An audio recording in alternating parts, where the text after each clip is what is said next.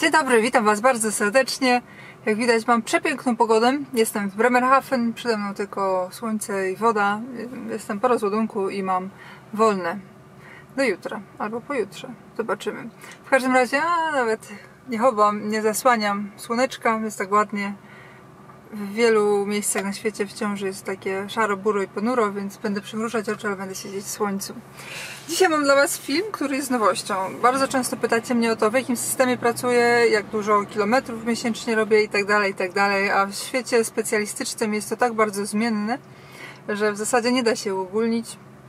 Także postanowiłam rozpocząć taką serię. Podsumowanie miesiąca. Jeżeli ten dzisiejszy film Wam się dzisiaj spodoba, koniecznie tam dajcie znać, że Wam się podoba i chcecie kolejne. Jeżeli właśnie spodoba Wam się ten film, to będę robić kolejne podsumowanie lutego, marca itd. Także dajcie znać, polubcie, cokolwiek tam się robi na tym, subskrybujcie. Nie wiem co tam jeszcze, co chcecie. Dobra, to idziemy do podsumowania miesiąca. Zaczynamy, proszę Państwa, od tego, jak długo byłam w trasie. Mam tu taki specjalny kalendarz, w którym sobie ostatnimi czasy zapisuję, ile dni spędzam w pracy. Też sama jestem ciekawa. Także patrzcie.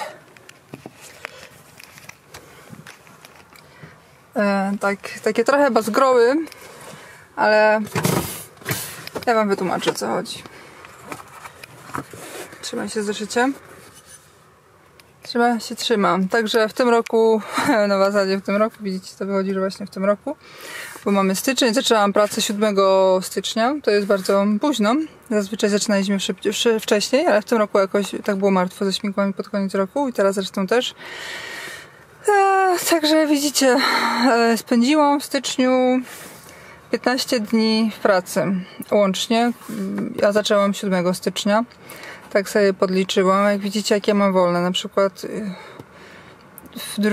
w pierwszy weekend to miałam niedziela i poniedziałek wolny. Później miałam aż tyle wolne, bo tutaj nie było roboty. Nie, tutaj po prostu byłam załadowana i czekałam na rozładunek.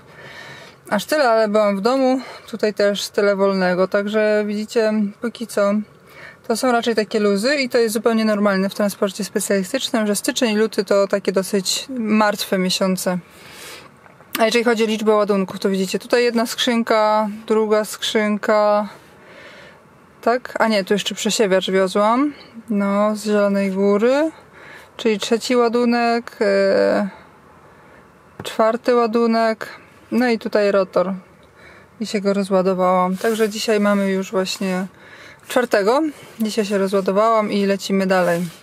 Tyle by było, jeżeli chodzi o dni w pracy. Idziemy dalej. Teraz Wam pokażę kilometry. To jest moja karta drogowa, pobazgrzona. Niech sobie to wyciągnę może.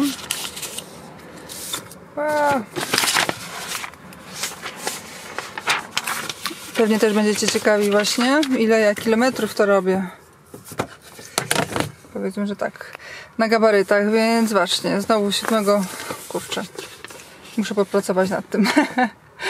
Jak to Wam przedstawiać. 7 wyjechałam, tak widzieliście, kartę drogową kończę dzisiaj, bo akurat dzisiaj tankowałam do pełna, więc tak mi to wychodzi. Zrobiłam 4838 km od 7 do 4. Tu jest litro paliwa, no i tutaj jest średnie zużycie paliwa na 100 km. Średnie po prostu za cały miesiąc 47 litrów, także widzicie, prawie 5000 km. Dobra. Doskonale zdaję sobie z tego sprawę, że teraz kierowcy z międzynarodówki będą mówić: o, ja to tyle w tydzień robię. Znaczy nie, tyle to powiedzą amerykańscy kierowcy, że oni tyle w tydzień robią i więcej nawet. No bo tak jest rzeczywiście. No ale w transporcie specjalistycznym trzeba pamiętać to, że jeździ się między 22 a 6 rano. To raz, a druga sprawa, no widzicie, dużo było czekania na czy to ładunki, czy później właśnie na rozładunki. To jest zupełnie normalne. Zobaczycie, jak to będzie w lecie wyglądać ze śmigłami i tak dalej, i tak dalej. Ile mam? 4,5 ładunku powiedzmy na miesiąc. To jest klasyka, nie? Jeden ładunek na tydzień. Średnio. No a z takich innych rzeczy to widzicie, dzisiaj mamy chyba pierwszy, dopiero piękny, słoneczny dzień. Pogoda w zasadzie, jeżeli chodzi o jazdę, w styczniu to jak najbardziej dopisywało, nie było mrozów, nie było gołoledzi. W zasadzie to jest pierwszy taki styczeń, który jest tak ciepły, jaki pamiętam. Także w tym roku zimy absolutnie nie ma, jest raczej wiosna. Dzisiaj jest pięknie i słonecznie. Jest bardzo fajnie. Więc mi się to podoba.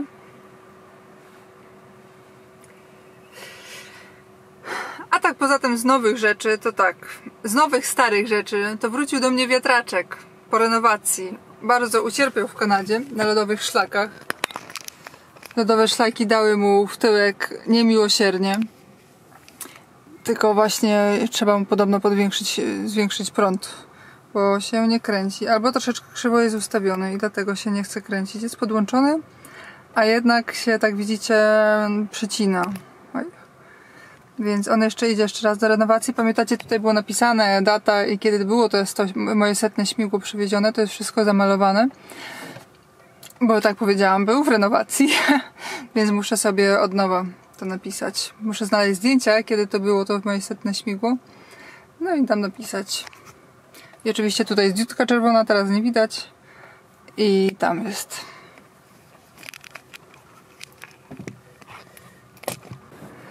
Z innych nowych rzeczy to mam nowy aparat. Jak być może zauważyliście, jest inny, obraz jest inny. Nie wiem jeszcze jak dźwięk. Zobaczycie, bo do tej pory kręciłam albo GoPro 6 czy 7, to już była Black, chyba 6 jeszcze. Tą, którą w Kanadzie kupiłam. Albo kręciłam też iPhone'em 10 bardzo często. No i w zasadzie tyle. A teraz właśnie kupiłam sobie Lumixa GH5S. Także strasznie dużo mnie kosztował, bo za aparat i 2 obiektywy dałam 17 000 złotych.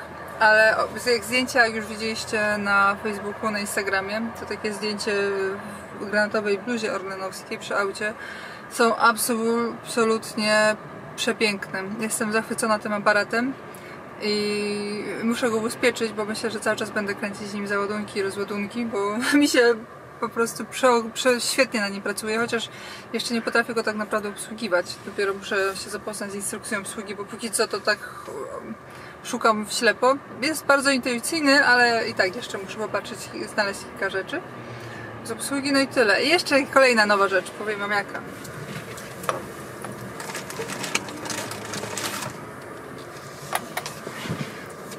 Moją kolejną nową rzeczą jest garnek. Wiem, że nie będziecie się śmiać ze mnie, ale ja wiem, wiecie pewnie, że ja lubię gotować. No i raz na jakiś czas mam tak, że muszę sobie kupić coś nowego do gotowania i ten w ogóle na granicy, w sklepie na granicy gdzieś tam na Olszynie go oderwałam na terminalu. To jest taki piękny, kosztował 14 zł i stwierdziłam, że nie mam garnka do owsianki, pomimo tego, że w zasadzie już się zarzekałam, że żadnych więcej nie kupuję garnków, bo mam tam ten super uniwersalny z Ikei, który jest świetny, ale on jest jednak duży, jak gotuję czasami jakąś owsiankę albo coś takiego, to po prostu jest za duży do mycia później. Więc to jest taki piękny i czerwony. Podoba wam się? Chyba go nie będę jednak używać. Także jak przystało na